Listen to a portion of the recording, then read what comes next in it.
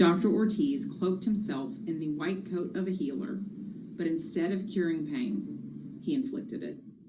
A doctor is convicted of intentionally tampering with IV bags full of medicine, and it's apparently all caught on tape.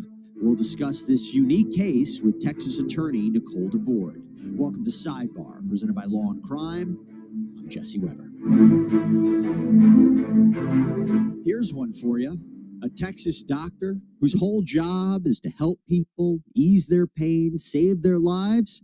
He was convicted of injecting dangerous drugs into IV bags, leading to multiple cardiac emergencies and even killing a fellow doctor.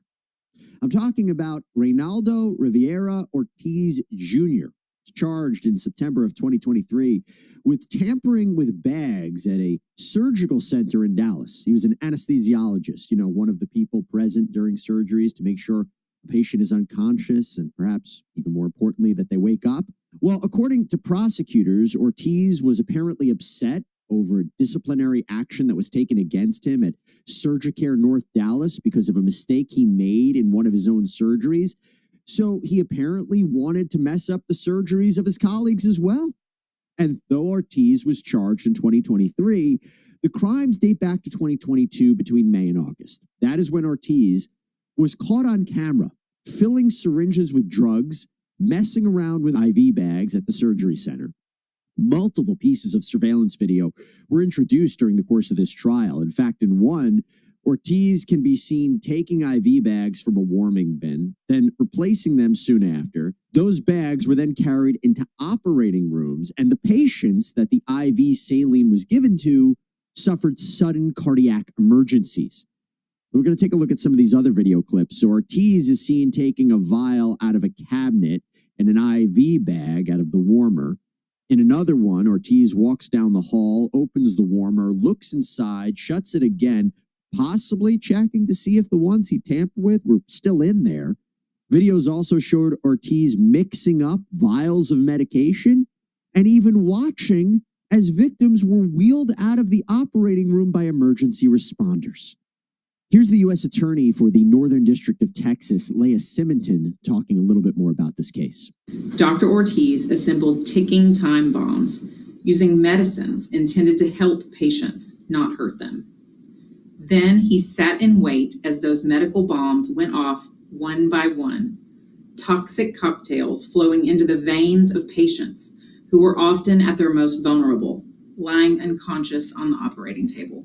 Now, around 1 month after these patients started having these sudden emergencies, another anesthesiologist who worked at Surgicare was apparently suffering from dehydration, so she took home an IV bag to help her recover. I'm talking about 55-year-old Dr. Melanie Casper.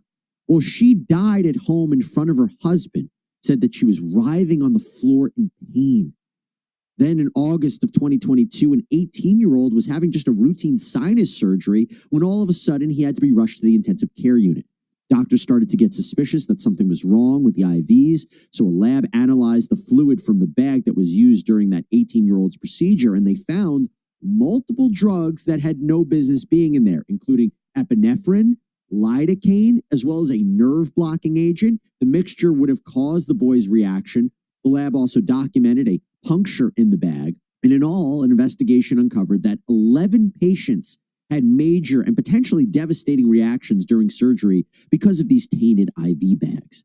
And when an investigation got rolling in September of 2022, the Texas Medical Board was notified and held an emergency meeting suspending Ortiz's medical license.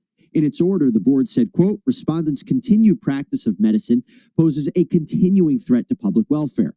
Then the criminal complaint charged Ortiz with tampering with a consumer product causing death and intentional drug adulteration. And during that trial, the jury saw those surveillance videos I mentioned. They heard testimony from patients and fellow doctors, and they listened to experts explain why it would never be necessary for an anesthesiologist to be handling medicines and IV bags the way Ortiz did. As for the defense, they tried to say Ortiz was a scapegoat, that the hospital didn't really do a thorough investigation and just decided to blame him. They also had a medical expert who testified that the patients could have had other conditions that caused them to go into cardiac arrest. And possibly one of the best defenses that Ortiz had was that only one fingerprint was apparently found in an IV bag, and it wasn't Ortiz's. But despite that, after 8 days of trial in federal court, Ortiz was found guilty. A jury convicted him of 4 counts of tampering with consumer products resulting in serious bodily injury, 1 count of tampering with a consumer product, and 5 counts of intentional adulteration of a drug. A sentencing hearing is planned for July, where Ortiz faces up to, get this, 190 years in prison for his crimes. I want to bring on right now Texas criminal defense attorney and trial attorney Nicole DeBoer to talk about this, but also to talk about the fact that we dug a little bit deeper into Ortiz's past and we found some very disturbing information. We will get to that in a minute. Nicole, so good to see you. Thanks for coming here on Sidebar. Overall reaction to this? You know, really, it's such a shocking crime. It is just so sad. Obviously, this anesthesiologist who's now been convicted didn't even have a particular target in mind, but the people that ultimately were severely injured and then even died really had no personal connection to him whatsoever. The crimes are indeed horrific, and I think that he stands to really receive the bulk of that potential sentence. What's so scary is he's in that position of trust. We don't even think about the idea that our medical professionals could be deliberately harming us. And that actually made me wonder when I first heard the case, were you surprised he wasn't charged? And I didn't see that he was originally charged with this and was dropped, but I didn't see it at all. But were you surprised he wasn't charged with manslaughter or that he wasn't charged with attempted murder? It is surprising, and it may have been a case that the state just did not feel comfortable investigating or feel comfortable that they had the information to connect the death or the serious injury to the activity by this anesthesiologist. Or it may have just been that they had an agreement with the federal government that the feds would take the lead and do the work on the case. Right, because those would be state charges there. Why do you think the feds decided to take it? Well, it sounds like from what they presented, and certainly the jury agreed that they had enough evidence to move forward and get a conviction based on what they found. So, yeah. These are serious consequences people were facing. And as you've already mentioned, a position where they should have been able to trust the facility and their doctors. And probably easier to make the conviction on the federal front. And with such serious charges, if you're looking to send him away for the rest of his life, whether it's attempted murder on a state charge or manslaughter on a state charge, you can go federal and it's maybe a more streamlined case and you could potentially get him sent to prison for the rest of his life. Why not go the federal route? The defense, though, is interesting. I mentioned it a little bit. We've covered cases before here on Law and Crime where we've had medical professionals who've been charged with crimes and said that they're responsible for the deaths of patients. And we've seen acquittals. The fact that the defense here did not work, why do you think it didn't work?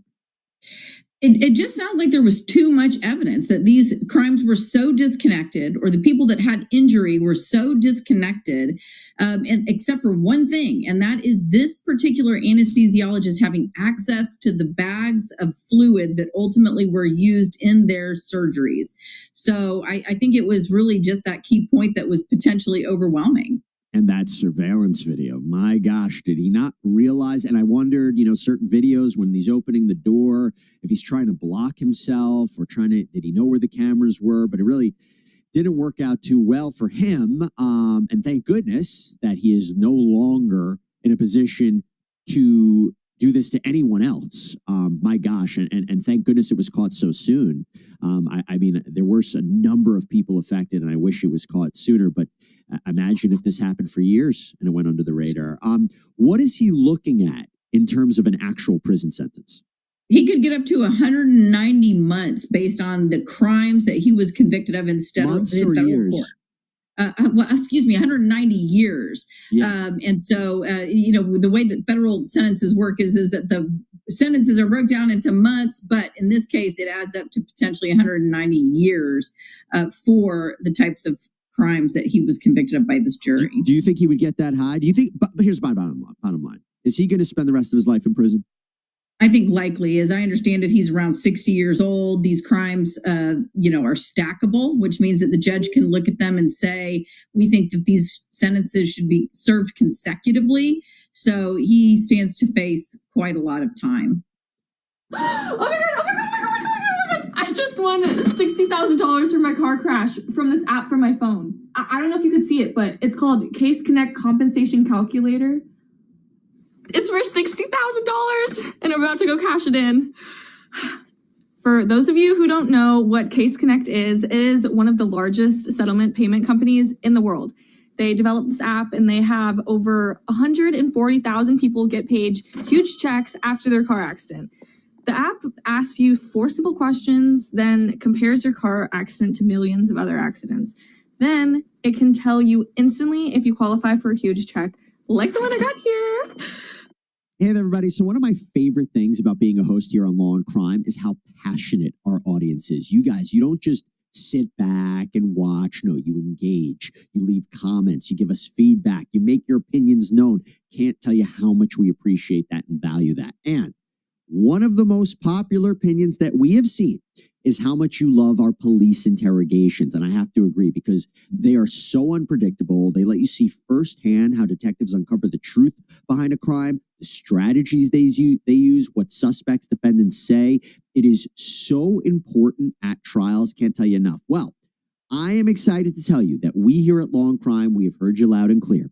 And we have launched a whole new YouTube channel dedicated only to interrogation videos. It is aptly named Law and Crime Interrogations, and it is your new destination for all of the most gripping and unique interrogations on the internet. We're talking the moments when killers crack, false confessions, the most elaborate cover-up schemes that still seem to fail. You can check it out. Go subscribe. Let us know what you think. Click the link in the description to step inside the interrogation room on Law and Crime Interrogations. Nicole, I want you to stick around because I want to give everybody a little bit of background on this guy, and I want you to give me your reaction to this, and maybe more importantly, why, as far as I could see, there was no lawsuits initiated.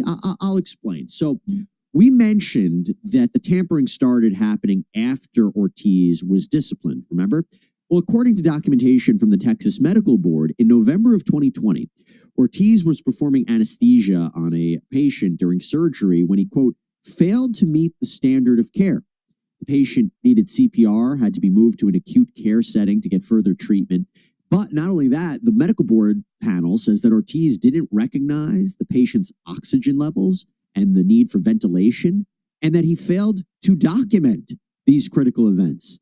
And then under the mitigating factors section in the paperwork, the order states, quote, respondent was the subject of hospital medical staff investigation due to the same incident. The investigation was never completed and no final findings were made because respondent relinquished his privilege prior to any hearing on the matter.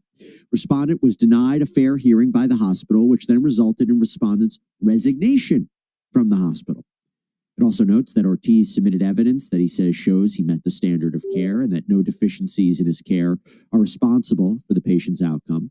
But as part of the medical board's order handed down in 2022, Ortiz's anesthesia practice was required to be monitored by another physician for 4 monitoring cycles. He was also required to notify any medical centers, hospitals, surgery centers, or any other place he worked about that order. And that order was signed by Reynaldo Ortiz, Jr., MD, on August 17, 2022. And not long after that, the first problems with IV bags at surgery care started to emerge.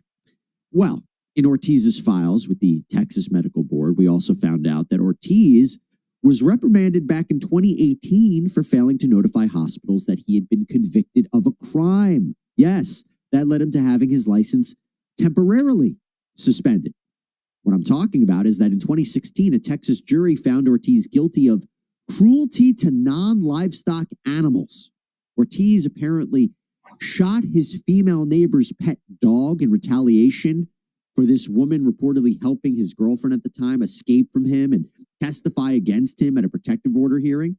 Now, fortunately, that dog lived, but what a scary, horrific situation we're talking about.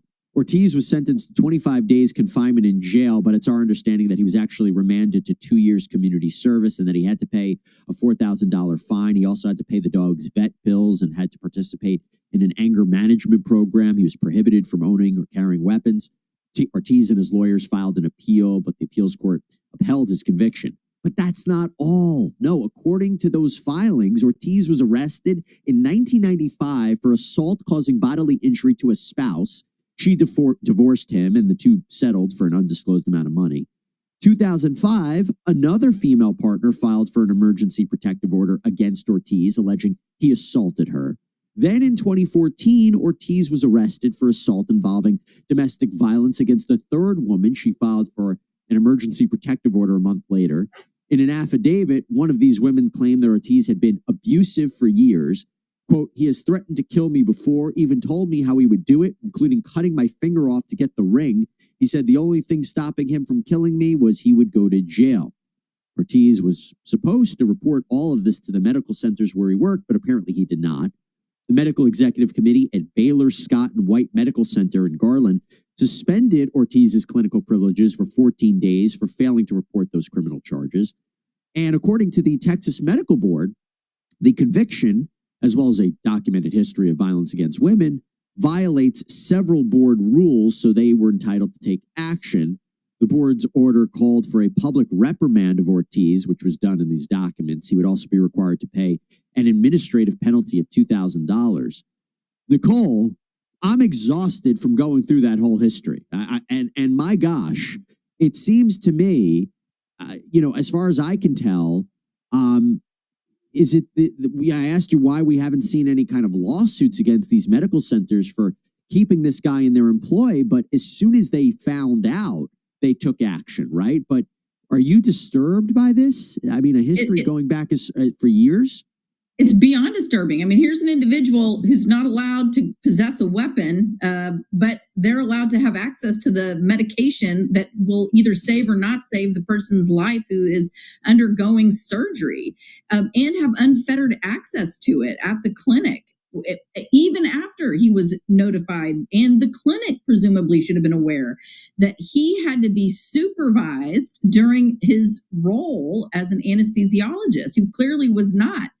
He had access to those IV bags repeatedly while somebody could not see exactly what it was he was doing. And then they were used on patients who suffered.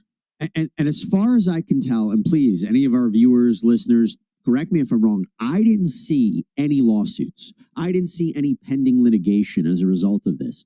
I could imagine you could go forward with a lawsuit. It's negligent hiring, right? Why do you think we don't see any lawsuits here? It's a good question. I mean, theoretically, it sounds like there may be a very small window of time, and it may not be so. The time may be past, but there are statutes of limitations where a person can make a move to file a lawsuit, and we are getting frightfully close, if not past that deadline. So I suppose it could still happen, but it is quite shocking that there have not been civil actions. It's also possible that there was some sort of a confidential resolution to these matters that we just don't know about. And let me ask you this. I'm kind of putting you on the spot. If you don't have the answer, totally fine. It seems to me that in light of all this, and yes, he wasn't convicted of everything that I mentioned. There were charges. There were protective orders put in place. And correct me if I'm wrong, if I'm being too harsh. Does it not feel that the punishment he received from these different medical boards was not sufficient? Does it seem to you that perhaps they could have permanently revoked his license, made sure he was never in a position to be in the medical community, the medical industry? Or is that too extreme given what the charges were and what his criminal history was?